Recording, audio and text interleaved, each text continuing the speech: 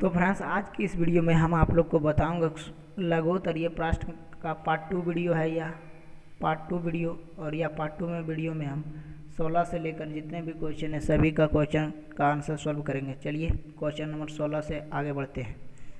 Question number 16 में कहा जा रहा है कि जब किसी छड़ से एक दरी को पीटा जाता है तो धूल कण बाहर आ जाते हैं, कारण क्या है?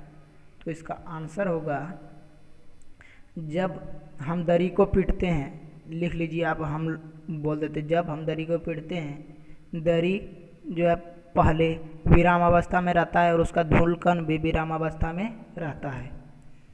जब हम पीटने लगते हैं उसको तो धूल कण उसका गति अवस्था में आ जाता है और दरी रह जाता है विराम अवस्था में। इसी कारण से वह दरी जो है बाहर आ जाते हैं। इसका आंसर हो जाएगा। चलिए अगला प्रश्न। दौड़ते हुए घोड़े के अचानक रुक जाने पर सवार आगे की ओर झुक जाता है, क्यों? इसका आंसर आप लोग लिख लीजिए। क्योंकि जब दौड़ते हुए घोड़ा जब दौड़ता है तो हम और घोड़ा यानी दोनों जो है गति की अवस्था में रहते हैं, दोनों गति की अवस्था में रहते हैं। जब घोड़ा रुक जाता है और हम गति की अवस्था में ही बने रहते हैं, इसी कारण से घोड़ा रुक जाने के बाद हम आगे की ओर झुक जाते हैं। इसका आंसर आप लोग लिख लीजिए। चलिए बढ़ते हैं अगला प्रश्न की ओर। दरी खींचने पर उस पर खड़ा व्यक्ति उलट जाता है, क्यों? क्योंकि दरी जो है विराम अवस्था में रहता है और आदमी वो भी विराम अवस्था में रहता है। और जब दरी को हम खींच लेते हैं तो आदमी जो विराम अवस्था में रहता है दरी गति में हो जाता है। इसी कारण से वह पीछे की ओर जो है उलट जाता है। अगला प्रश्न की ओर बढ़ते हैं। 19 नंबर। बस की छत पर रखे सामान को रस्सी से क्यों बांधा जाता है? तो इसका आंसर होगा, ताकि बस के अचानक रुकने या चलने या रुकने पर क्रमशः जो है पीछे या आगे की ओर ना गिरे। दूसरा है, संवेग की परिभाषा दे, इसका SI मात्रक क्या है? चलिए इसका आंसर देखते हैं हम लोग। संवेग का परिभाषा हम लोग को देना है और इसका SI मात्रक भी लिखना है। संवेग जो होता है, हम आपको बता देते हैं कि संवेग यानी P, संवेग को हम लोग क्या बोलते हैं? P बोलते हैं। ठीक है, देखिए यहाँ पर संवेग को P बोलते हैं। P बराबर m/v, यानी आप लोग लिख सकते हैं किसी वस्तु पर द्रव्यमान गुना वेग को, यानी द्रव्यमान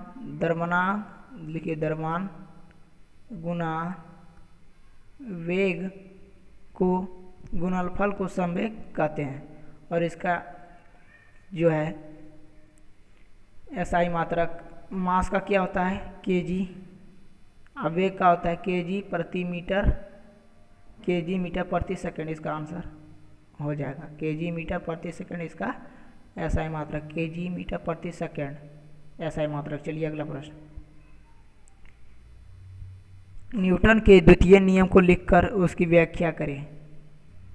चलिए देखते हैं न्यूटन का द्वितीय नियम क्या है। न्यूटन के द्वितीय नियम को इस प्रकार व्यक्त किया जाता है। इसका आंसर, किसी वस्तु के संवेग में परिवर्तन की दर उस वस्तु पर लगे बल के समानुपाती और बल या परिवर्तन बल की दिशा में होता है। यानी हम लोग बोल सकते हैं F समानुपाती वेग में परिवर्तन की दर, यानी m2 - m1/t। ठीक है, अगला क्वेश्चन की ओर बढ़ते हैं। खिलाड़ी क्रिकेट बॉल का कैच लेते समय अपने हाथ को पीछे की ओर खींचता है, क्यों? क्योंकि जो है मान के चलिए यह गेंद है और इसको कोई व्यक्ति कैच ले रहा है और इधर से वह गेंद आ रहा है। ठीक है, क्योंकि जो है बल से पता चलता है कि जिस गति में जा रहा है उसी गति में जाना चाहिए। तो जो है हाथ जो है पीछे की ओर खींच लेता है ताकि इससे चोट ना लगे हाथ में। ठीक है, चलिए आगे की ओर बढ़ते हैं। न्यूटन के तृतीय नियम की व्याख्या करें। तो न्यूटन का तृतीय नियम बताता है कि क्रिया प्रतिक्रिया नियम, यानी हम जब किसी वस्तु पर बल लगाते हैं तो ठीक उसी प्रकार वह भी बल लगाता है। तो इसका आंसर दो वस्तुओं के अनुक्रिया में पहली वस्तु द्वारा दूसरी वस्तु पर लगाया गया बल तथा दूसरी वस्तु द्वारा पहली वस्तु पर लगाया गया बल के बराबर और विपरीत दिशा में होता है। ठीक है, जैसे कि मान लीजिए एक रबर का गेंद है और इसको जब हम धरती पर जितना भी स्पीड से फेंकेंगे, जितना वेग से फेंकेंगे उतना वेग से वह ऊपर आएगा, और जितना कम वेग से फेंकेंगे उतना कम वेग से नीचे रहेगा। 24 नंबर प्रश्न, क्रिया सदैव, यदि क्रिया सदैव प्रतिक्रिया के बराबर है तो स्पष्ट कीजिए कि घोड़ा गाड़ी को कैसे खींचता है। इसका आंसर ये हो जाएगा, घोड़ा द्वारा गाड़ी पर लगाया गया बल जब गाड़ी के पहियों पर विपरीत दिशा में लगते हैं तो घर्षण बल से अधिक होता है, तभी गाड़ी आगे बढ़ती है और घोड़ा यह बल अपने टापों से पृथ्वी की ओर तिरछी दिशा में बल लगाकर पैदा करता है। चलिए अगला प्रश्न 25 नंबर प्रश्न पर चलते हैं। संवेग संरक्षण के सिद्धांत की व्याख्या करें। संवेग संरक्षण क्या है कि किसी वस्तु के पहले टकराने से पहले और टकराने के बाद जो उसका परिवर्तन होता है वह समान ही रहता है। न्यूटन के द्वितीय गति नियम से स्पष्ट है कि यदि किसी वस्तु पर कोई बल आरोपित ना हो तो उसमें संवेग में कोई परिवर्तन दर नहीं होगा, अर्थात संवेग नियत बना रहेगा। इस निष्कर्ष के व्यापक रूप को संवेग संरक्षण का सिद्धांत से नाम से जाना जाता है, इसे व्यक्त किया जा सकता है। ठीक है, यहाँ से यहाँ तक आप लोग लिख लीजिए संवेग संरक्षण का। पढ़ते हैं अगला प्रश्न की ओर।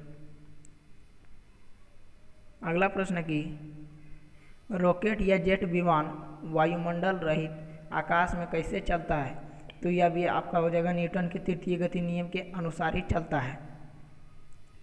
देखिए, रॉकेट में एक दहन कक्ष होता है जिसमें नीचे की ओर एक छिद्र होता है। जब ईंधन तेजी से जलता है तो गर्म होते हैं, जैसे गैस छिद्र तेजी से पीछे की ओर निकलती है तथा रॉकेट आगे की ओर बढ़ जाता है। ठीक है, जैसे यह क्रिया प्रतिक्रिया नियम से बढ़ता है।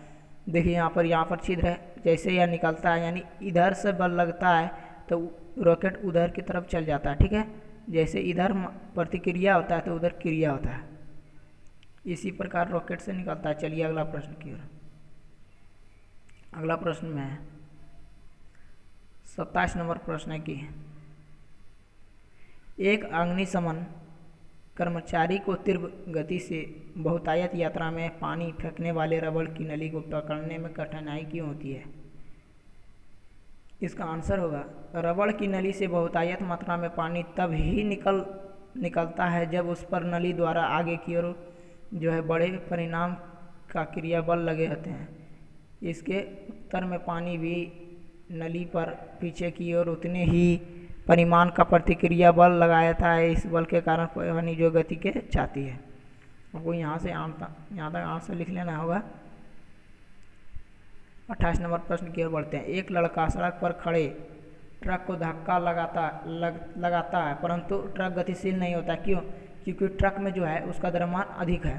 तो इसका आंसर क्या होगा, लड़का द्वारा लगाया गया ट्रक पर आरोपित बल के विरुद्ध ट्रक पर बराबर परिमाण का घर्षण बल लगता है जो लड़के द्वारा लगाए गए बल को संतुलित कर देता है। अतः ट्रक पर परिणामी बल शून्य हो जाता है, इसलिए ट्रक गतिशील नहीं करता है। आप लोग यहाँ से आंसर लिख सकते हैं। और इस चैप्टर का कंप्लीट हो चुका है लघुत्तरीय प्रश्न। मिलते हैं अगली वीडियो में। और आप लोग आज का टेस्ट जरूर दीजिए। जय हिंद, वंदे मातरम, भारत माता की जय।